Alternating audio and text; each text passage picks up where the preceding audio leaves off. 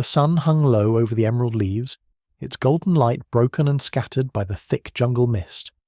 Birds sang exotic melodies, and insects droned lazily in the humid, oppressive air.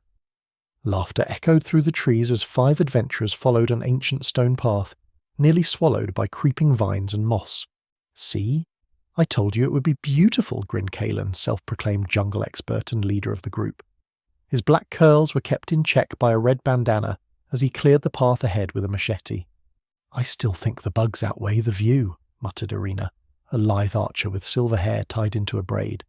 Her sharp eyes never rested, and she was already marking trees with chalk, just in case. Marek, the group's towering shield-bearer, chuckled. "Once we find that treasure in the temple, you won't give the insects another thought."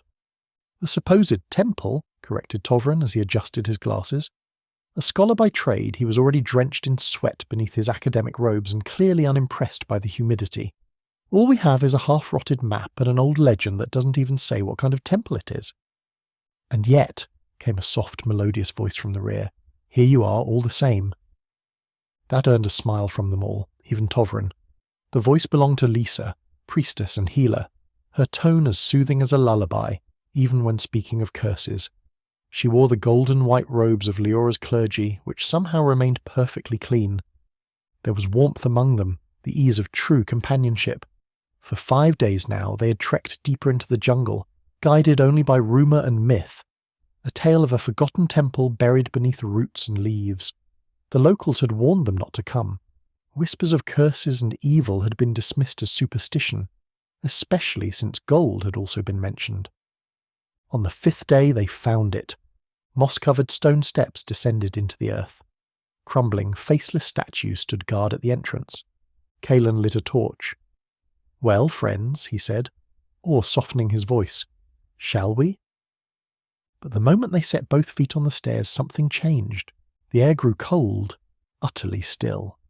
The sounds of the jungle vanished behind them like a snuffed candle. They exchanged glances, uneasy, but silent. The temple's underground corridors were vast, clearly built for something larger than humans. Strange symbols were carved into the walls, glyphs none of them could recognize. "Not Renari, not Old Edash, and definitely not Elven," murmured Tovrin, shaking his head in fascination. The deeper they went, the colder it became. Their torches burned with a greenish flicker. Shadows danced unnaturally across the stone, twitching and jerking in ways they shouldn't. Irina stopped. "Something's wrong," she whispered. "We've come this far," Kaelen replied. "It's just the air. Don't let your nerves ruin this now." But the further they went, the less it felt like adventure. The first scream came from behind. Tovrin was gone, vanished. All they found was one of his books flecked with blood. Something was hunting them. Panic erupted. They ran, but the path had changed, twisted. No matter where they turned, they came back to Tovrin's book. A scent of rot now clung to the air, one they hadn't noticed before. Whispers skittered through the dark. Next, it took Marek. Something dragged the massive man into a corridor that hadn't been there a moment before. Kaelen slashed blindly into the dark. Irina, eyes wide with terror, loosed arrows at every sound. Lisa tried to conjure shields of light, but her connection to her goddess flickered, fading. They ran again, deeper into the temple, drawn unwillingly toward its heart. At last they reached a vast circular chamber and slammed shut the heavy door behind them, barricading it with trembling hands. Silence followed, but their fear only deepened. Something unspeakable was near. They turned, slowly, and froze in place. At the centre of the chamber, lit by pale green fire, stood a statue of a bound god. Its arms stretched wide in chains. Its face was twisted in fury, mouth frozen in a silent scream. The eyes, tightly shut, seemed somehow aware. Irina dropped her bow. She began to pray to gods who no longer listened. Kaelen whispered, "This isn't a temple, it's a tomb." "A prison," corrected Lisa. And for the first time in all the years Kaelen had known her, her voice was hoarse and hollow. His prison. Here lies a fragment of pure hatred, a piece of Misa.